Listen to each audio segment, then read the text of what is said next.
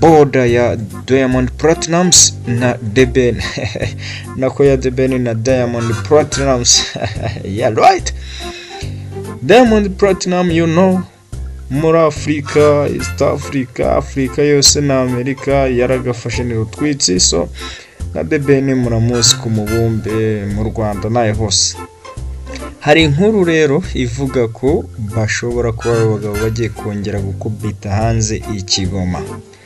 Aya ni amakuru ashobora kuba ari meza ku bafana ba The Ben. Ni amakuru ashobora kuba ari meza ku bafana ba The Ben, ariko nanone akaza kuba atari meza cyane ku bafana ba Bruce Melody. Ibi bintu muze kumfasha tubihuze neza cyane, ariko right, je am no longer ku ruhande rumwe cyangwa se urundi. Icyo ndeba ni vibe. Bruce Melody afitanye collabo ya na Shaggy, ngira ngo ni indirimbo nziza cyane, dore ko ari n'amakuru meza ku bafana cyangwa se abakunzi ba Bruce Melody. Kubu yaje ku mwanya wa 8 kuri Billboard ya USA. Ngira ngo mu miziki cyangwa se mu ndirimbo zacurujwe cyane cyangwa se zombeshwe cyane, Billboard, indirimbo ya Bruce Melody When She's Around, fatanyije na Shaggy cyangwa se basubiyemo funga macho, ikaba kuri ubu ngubu yaje ku mwanya wa 8. Nagahigo ku ndirimbo nyarwanda cyangwa se ku miziki y'abanyarwanda kuba yagera kuri urwo rwego. Totally different kabisa. Ni ibintu bitigeze bikorwa na mbere. Big up kuri Bruce Melody. Ni ibintu bitigeze biba mbere cyangwa se bikorwa mbere, ariko line hope ko byakunze bro, byakunze kandi cyane.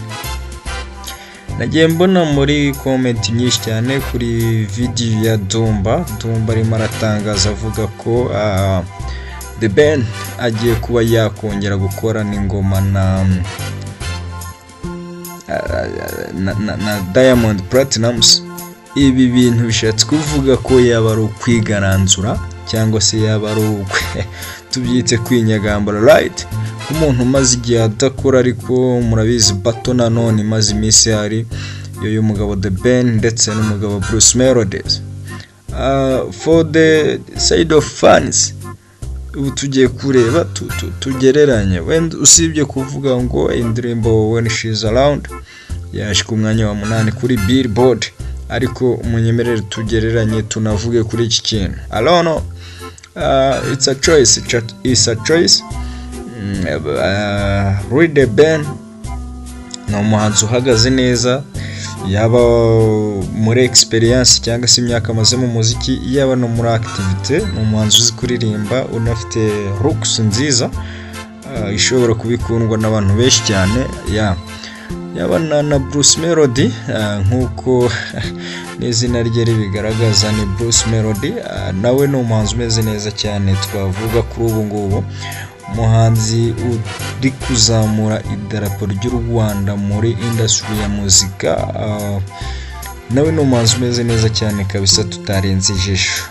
Noneho tukareba umuhanzi Shaggy, ari we wakoranye indirimbo na Bruce Melody. Shaggy ni umuhanzi twavuga wabaye icyamamare cyangwa se watrendinze cyane, ariko ageraho asa n'ukuzemo cyangwa se asa n'uvuyemo kidogo mu mihanda, dore ko nawe kuri ubu bashima Bruce Melody ko ari we wamugaruye muri iyi mihanda ya muzika. None tukareba na baba wa Afrika muri ibi biboro by'imiziki, ariwe twita Diamond Platnumz, n'abahanzi babiri b'ibyamamare abo mu Rwanda ndetse n'abandi babiri bari international, bo hanze y'u Rwanda, even muri Afrika, undi muri Amerika. So uramutse uri umuhanzi wenda ushaka kuzamuka, becoming artist, bakaguha chance yo kuva ati kora n'indirimbo na Shaggy cyangwa se kora n'indirimbo na Diamond Platnumz, kuri ubu ese wowe choice wagira nizi? Guys, ntimuze kuntera amabuye ntimuze kuntera amabuye, right? Kuko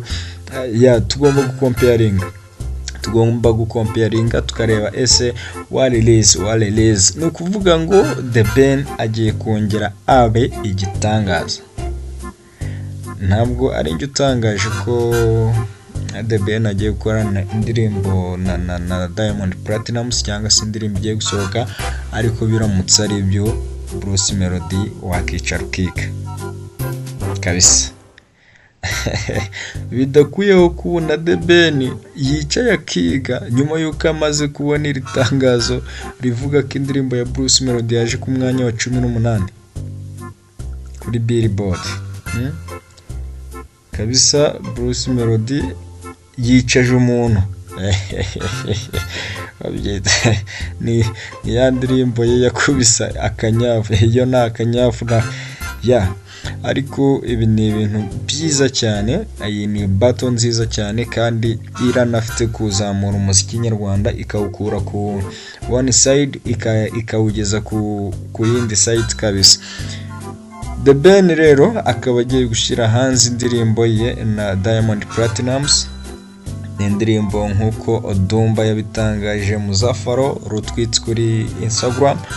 Ni indirimbo irimo iratunganywa cyangwa se irimo irategurwa n'abagabo babiri, dore ko atari n'ibitangaza kuko abagabo banakoranye indi ndirimbo yitwa Why.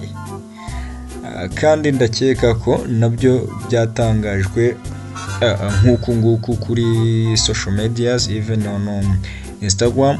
Abantu ntibazi kubyemera neza, abantu ntabwo baje kubyemera, ariko twagiye kubona tubona umuzigo out. Ngira ngo The Ben agisohora Why na Diamond yahise agira impinduka muri society, uko society imuzi cyangwa se uko imubona byahise bihinduka cyane cyane cyane. Kuri ubu yabaye umuntu w'igitangaza. Ntabwo twavuga ko ari iriya ndirimbo gusa, ariko burya nayo totally yabigizemo uruhare. Icyo nicyo ndimo ndemera neza cyane. Iriya ndirimbo igiye gusohoka byumvikanye kuri platform z'uwitwa Kasuku Media. Kasuku noneho ntanyumva aranyije. Ya Kasuku Media niwe muntu wa mbere watangaje ko indirimbo ya The Ben na Diamond igiye gusohoka. Nabyo tubanza kuvuga ngo mwe dore ko aba ba Bruce Melody bari bakiga guhuma icyo gihe.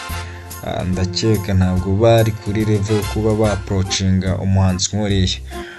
So kugeza ubu rero ni ikintu cyaba gitangaje kinashimishije, ariko ni ikintu kitaba ari gisha mu maso ya The Ben cyangwa se mu matwi y'abafana ba The Ben. Kuri ubu Diamond Platnumz nk'umuyobozi cyangwa se nk'umunyamuziki uyoboye Afrika muri rusange, ntabwo tukivuga East Africa, nk'umunyamuziki w'umunyafrika uyoboye no ku ruhando mpuzamahanga, ndavuga hanze cyangwa se hakurya y'amazi magari, agiye kongera gukorana indirimbo na The Ben.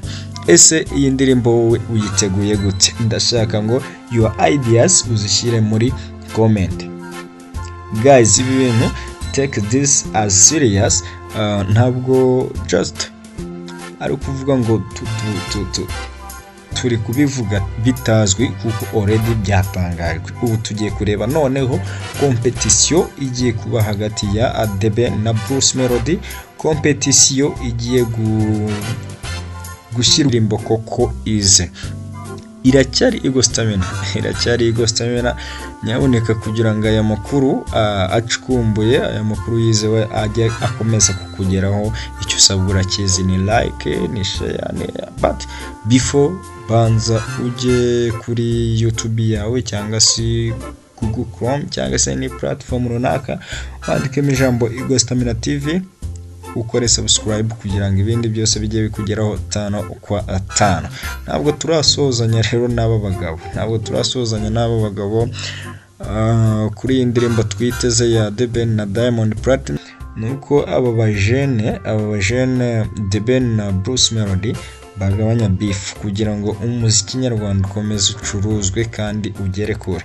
Urabona aho buri wese level ariho baramutse bagiranye collaboration, abafana ntimuntera amabuye, baramutse bagiranye collaboration tukabona nk'umuzigo wabo bombi, I think iko u Rwanda rwaba ruri kugera ahantu heza cyane, hejuru rwaba ruri ku gasongero kabisa. Mujya mubona u Rwanda ko muri muzika kera baravugaga ngo Rwanda, ngo Uganda, ngo Nigeria ngiki, ariko brother ndababwiza ukuri ko u Rwanda ubu ruhagaze neza, kandi ntabwo ruhagaze neza kubera rwitwa u Rwanda mu muziki, ahubwo ruhagaze neza kubera ba Munyakazi rufite. Ntabwo Munyakazi nge Mbarakaromwe, ntabwo Munyakazi Mbarakaromwe, kuko buri wese afite time akora cyane. Utazumva wenda umwe avuga ngo akora indirimbo ngo n'imyaka 2 gashira, nawe haba hari imyaka yakoze kandi bikagira ibyo byubaka, ari nabyo abo bandi benyuma baza bahera. So iyi ndirimbo rero tuyitege, indirimbo ya Diamond Platnumz ndetse na The Ben, ni indirimbo ishobora kuba igiye gusohoka, iramutse isohotse yaba ari indirimbo ya kabiri aba bagabo bombi baba bahuriyemo. Binagaragara mu majwi cyane ko Diamond Platnumz ari big fans wa The Ben, cyangwa se The Ben amwiyumvamo kabisa, amwiyumvamo ariko mu buryo bwa muzika. Kuri ubu Bruce Melody ntabwo turamenya new project, ariko nawe biri mu nzira kuko nkuko yivugiye ngo ni Munyakazi. Ubwo nawe dutegereza igishya. Yarakirimo azenguruka muri USA, arimo aracuruza indirimbo yewe na Shaggy, dore ko nawe amaze kugera ku binyamakuru bitandukanye bya USA.